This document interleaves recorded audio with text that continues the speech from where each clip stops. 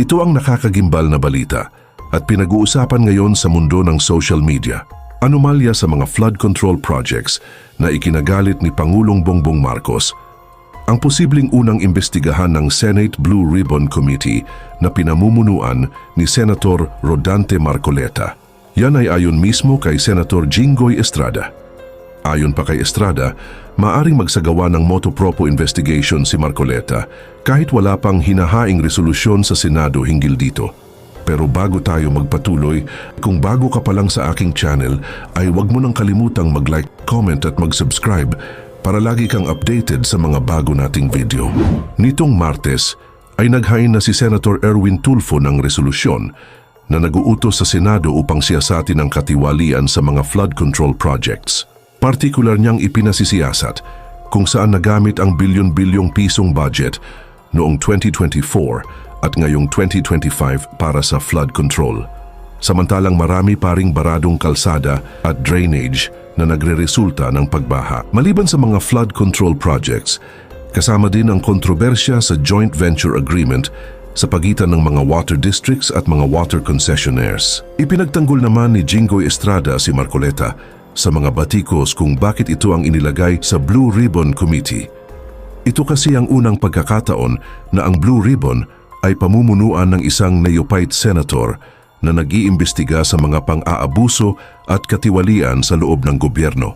Wala din naman anya sa rules ng Senado ang nagsasabing bawal na maging chairman ng makapangyarihang komite ang isang baguhang senador. At narito, panoorin pa natin ang buong video. Hindi lamang kayo na po ang nasa chairman ng Senate Blue Ribbon Committee.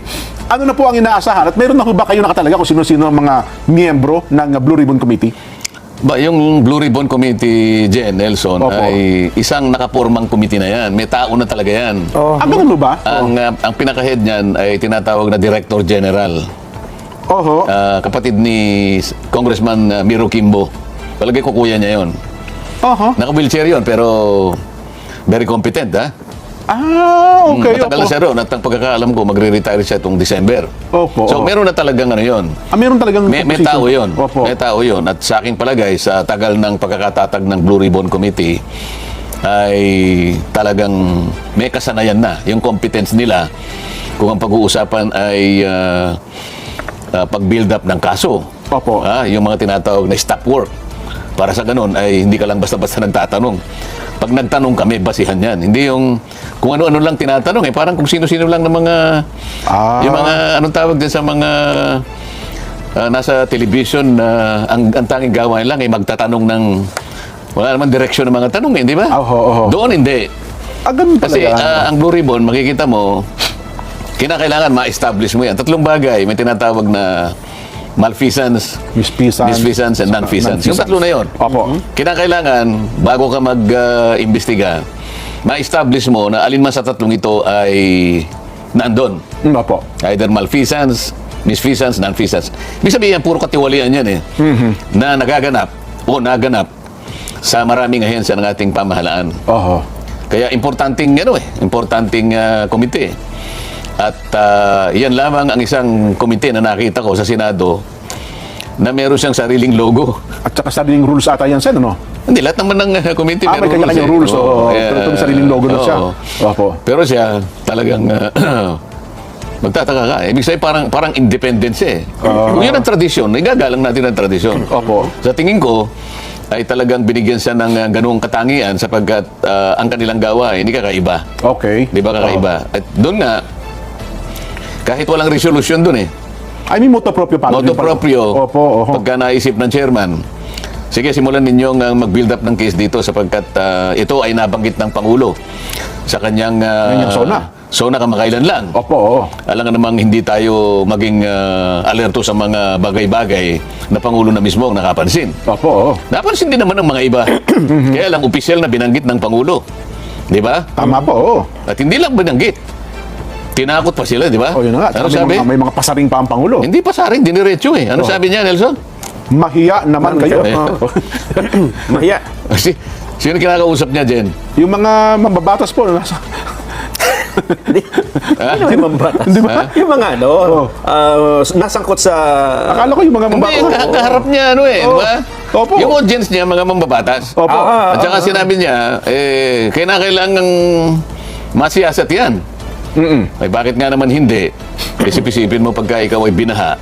Napakaraming mga propriedades mo, mga kasangkapan, lahat. Sira, nawala. Pati trabaho mo, pati mobility mo, lahat. Mag-aalala ka. Pati pagpasok ng mga anak mo kung paano.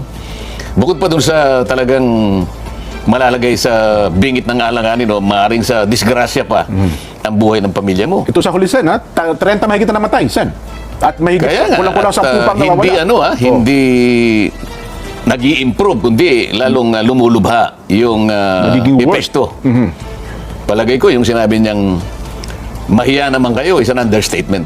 Oo. Ibig sabihin, dahil siguro nanggaling lang sa Pangulo, hindi lang siya makapagbigay ng mas matinding salita pa ron eh. Oo. Kasi siyempre, baka sabihin ng iba, dapat hindi siya gumamit ng ganun, hindi na presidential yun eh. Ganun ho ba? Diba? Nako, oo.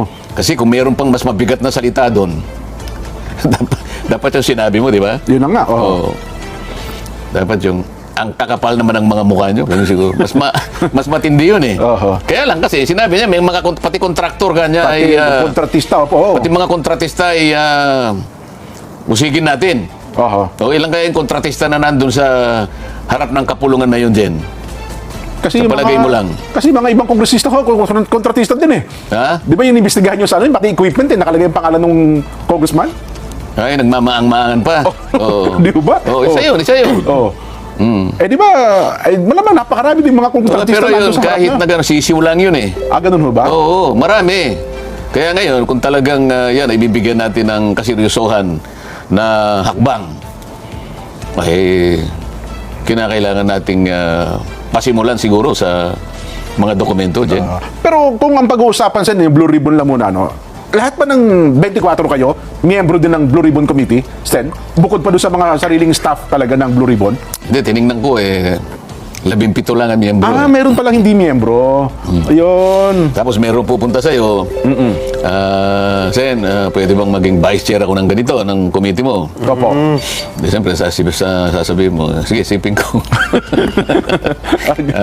Baka naman gusto mo kung, isipin ko nga, di ba? Ayun, oo. Oh. Mabalik tayo doon. Opo. Meron silang kasanayan. Yung May mga staff. direksyon ang kanilang bawat hakbang at gampanin na gagawin. Hindi kagaya ng mga ibang mga nasa television. Opo. Ha? Napakadali kasi ng trabaho nila eh. Ang trabaho lang nila magtanong eh. At saka magparatang, minsan. Oo. Pero kahit kailan, itong mga ito, hindi pa sila nalagay sa kalagayan na sila naman ang tinatanong. Nako. Di ba? Parang nahihinuha ko na.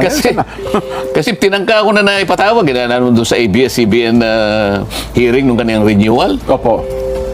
Ayaw pumunta. Magaling lang sila, mag-imbita na sila pag tatatanungin ka sa programa nila. Pero pag silang inimbita mo, Yung mga anchor ba tinutukoy nyo, Sen? Mga anchor din nila? angkor ba yung tawag doon? Anchor po ang tawag doon, broadcaster, announcer. Oh, yan, yung mga yan. Oo. Na ang kanilang napag-aralan lang at nagkaroon ng kasanayan, ay yung magtatanong ka lang. Pero alam mo, pati pagtatanong alam mo may pagka-personal eh. Kasi kung ikaw angkor ka dyan, kailangan Opo. mabigyan natin ng konting emphasis ito. Pag angkor ka at ang tinatalakay mo yung sinasabi nating public affairs, Opo. makikinabang ang tao dito eh. Sapagkat lalong-lalo na kung alam nilang ikaw ay matagal na dyan sa profession na yan. At kilalang kilala ka eh. Opo naman, oo. Mapagkakamalang ka na napakagaling mo. Depende sa mga taong kinakausap mo, di ba? Opo, oo. Ibig sabihin, naniniwala sila sa iyo.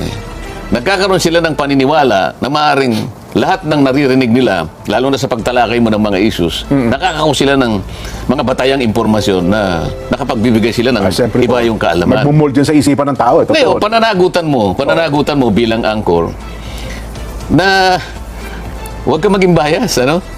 Ay. Kailangan objective ka para hindi mo mailigaw ang tao sa paniwala na dahil nga sa pagtatanong mo, akala mo yung taong pinararatangan mo, akala mo yung ganon. Oo, tama. Kapag hindi ka objective, pag hindi ka nasa gitna, hindi ka dapat nandun eh.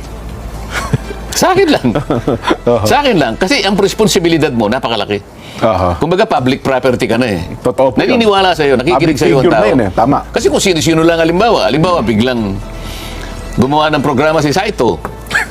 Di ba? Opo. Oo. Palagay ko, hindi naman magagalit sa atin si Saito. Baka walang makinig kay Saito eh. Mga tatlo siguro nakikinig. Pero sila, halos pag nakitang ganyan, nakikita mo talagang makakapag-influence. May mga followers po talaga. May followers sila. Opo. Kaya kailangan maging objective ka o kaya ipakita mo na pwede kang maging independent-minded. Aha. Yun ang tungkulin mo. Sa ganung paraan, ang tao makikinabang. Opo. Pero halimbawa, kunwari si Nelson, congressman. Bakit naman si Nelson nilagay sa Sa isang committee. sa Committee on Sports? Oho. Ano naman alam na mga ganon? Bakit mo May side comment pa. bakit mo naman miminosin naman ang kakayahan? Ba't kilala mo ba si Nelson, si Congressman Nelson? Hindi mo ang kilala eh. Di ba? Maaaring kilala niya sa pangalan, pero yung Oo. katauhan, kakayahan niya, baka hindi niya alam. No? Si Nelson, tingnan mo yung balat ni Nelson. siguro. Hindi man maputi ka niya. Bakit nilagay mo sa sports? Okay sana kung talagang tinitingnan lang yung qualification. Pero kung may mga nauna pang pangyayari, Oho. ang tanong ay, paano nanalo yung taong yan? Yun na nga eh. Sa umpisa pa lang, hindi mo na napakita na ikaw ay may kakayahang maging objective. Yung walang personalan, doon kakikilalanin ng tao eh. Opo. Doon nila makikita na meron silang pakikinabangan sa bahagi ng iyong palatuntunan. Pero antimano na ipakita mo na bias ka sa tao na yon, Pinipersonal mo na kagad. pinipersonal mo Oo, kagad, yan, oo. paano mo pa siya mapapaniwala na yung pagtalakay mo sa isang issue na yan Ay, objektibo. ay Wala na. objective? Hindi na. Wala na yun. Wala sir. na eh. Opo. Oo. Ang problema ho doon, gumagamit siya ng ibang tao. Baka iniisip niya, magsalita ng hindi maganda, yung ini-interview niya, doon sa mga pinatutungkulan niya, Sen. May ganun eh. ang Leading questions. Oh. Kung mapapansin mo naman, Oo. yung anchor na yon kahit minsan, Okay, oo. hindi man lang niya ako tinawag sa programa niya. Kung sino-sino na lang, hindi ko naman minamaliit yung mga taong nakausap niya na paulit-ulit na eh. Oo. Siguro yung mga iba, 10 beses niya nang nakapanayam. Pero ako ni mismo. Ako nakikita ko, anino ko lang, natatakot na yun eh. Yan ang sinasabi ko sa inyo. Aha. Pero dito sa ating palatuntunan, nakikita naman nila na gitna tayo. Ay, opo Pag naman. tumalakay tayo ng isang subject matter, wala tayong Magkabilang panig, sinisino. nilalatag natin. Opo. Hindi, wala tayong basta pinasasama lang. Pinakikita lang natin ang bawat punto para makita na silang mamimili at the end of the day, Nelson. Opo, opo. Ay sila yung Ang taong bayan, tama kayo. Sila yung maaring magporma ng sariling opinion kung alin yung mas tama. Totoo. Yung ito o yung ganyan. Yun naman talaga obligasyon ng media, no, di ba?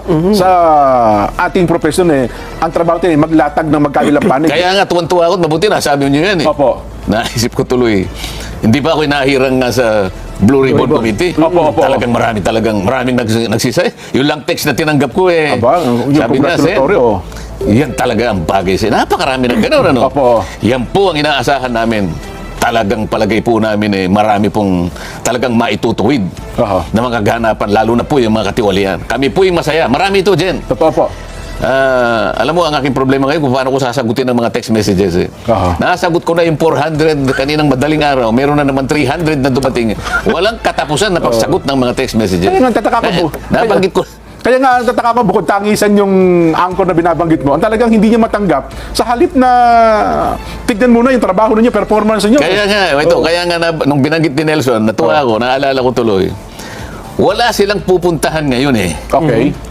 Tinahirang akong Blue Ribbon. Naalala mo yung 2 malapad na dyaryo. Opo. Oo. Tuwan-tuwa ako eh. Nung umagang gano'n, kasi yung mga dyaryo, nilalagay nila sa, meron kaming labisita doon sa labas, doon nakalatag yun.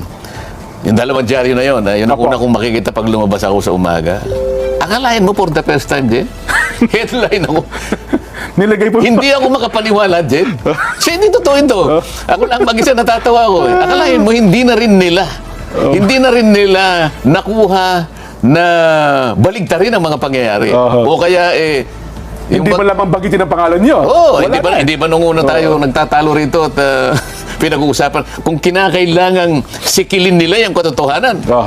Yung muna natin pinag-uusapan. Ngayon, yung 2 dyaryo, walang magawa tayo. Pati litrato ko dyan nandun. Wala. Alam mo ginawa ni Mrs. Jen? Opo. Dahil siguro pinag-uusapan din na ginupit niya yung buong at talagang nilagay niya sa kanyang Bakit pala laminate pa ni Ma'am Edna po? for the first time. Opo. At for the first time, ay ire-report kayo ni Mayan Corbera. Kasi hindi kayo nire-report nito. Ito yung reaction dun sa